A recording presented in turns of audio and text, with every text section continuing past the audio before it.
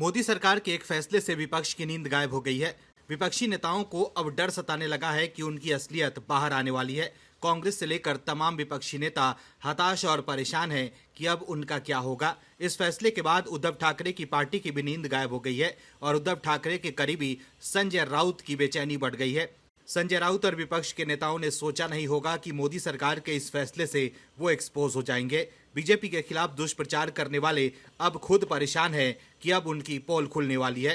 दर्शकों, आज स्वर्गीय दिवंगत बाला साहब की आत्मा स्वर्ग में भी बैठकर काफी चिंतित होगी।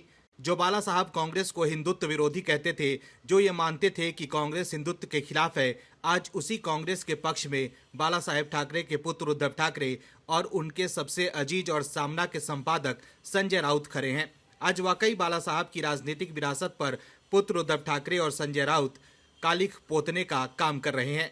कैसे, बताते हैं आपको विस्तार से।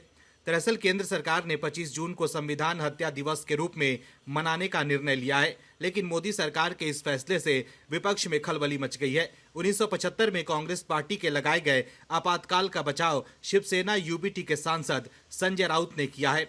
उन्होंने बीजेपी पर निशाना साधते हुए कहा कि अगर अटल बिहारी वाजपेयी ऐसी स्थिति में प्रधानमंत्री होते तो वो भी भारत में इमरजेंसी लगाते।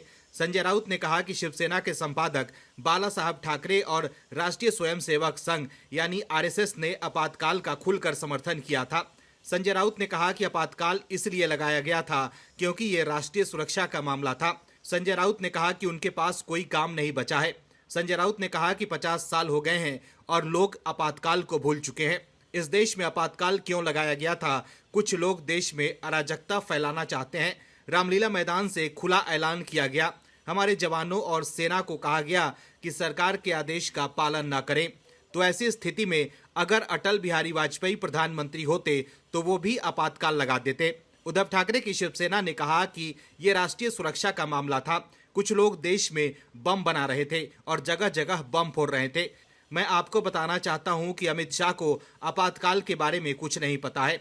संजय राउत ने यह भी कहा कि नकली शिवसेना शिंदे के साथ बाला साहब ठाकरे की तारीफ करने वालों ने आपातकाल का समर्थन किया है। बाला साहब ठाकरे ने उस समय आपातकाल का खुलकर समर्थन किया था।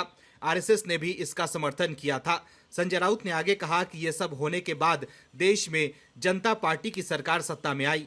अटल बिहारी वाजपेयी पीएम बने। उन्हें नहीं लगा कि संविधान की हत्या हुई है, लेकिन वे कौन है? उनके पास काम नहीं है, इसलिए वो देश के लोगों को भटका रहे हैं।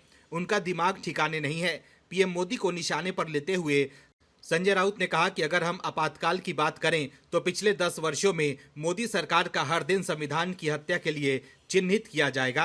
तो देखा आपने कैसे मोदी सरकार के फैसले से संजय तिलमिला गए हैं। लोकसभा चुनाव के दौरान विपक्ष के नेता बीजेपी पर संविधान खत्म करने का आरोप लगाकर दुष्प्रचार कर रहे थे, लेकिन अब मोदी सरकार ने कांग्रेस को उसकी असलियत याद दिलाने का फैसला किया है तो विपक्ष के नेता तिलमिला गए हैं। कांग्रेस नेता जयराम रमेश और पार्टी के दूसरे नेता भी इस फैसले से झल्लाए हुए हैं और अब शिवसेना उद्धव गुट के नेता भी तिलमिला गए हैं। दोस्तों, शिवसेना संस्थापक बाला साहब ठाकरे की तो पूरी राजनीति ही कांग्रेस के खिलाफ रही है और आज जो भाषा बोल रहे हैं उसको सुनकर तो ऐसा लग रहा है कि कांग्रेस और एनसीपी ने मिलकर बाला साहेब के पुत्र उद्धव ठाकरे और उनके करीबियों को अपने विचारधारा में रंग दिया है। Bureau report, OMH news. और भी वीडियोस देखने के लिए चैनल को सब्सक्राइब करें और बेल आइकन को दबाएं।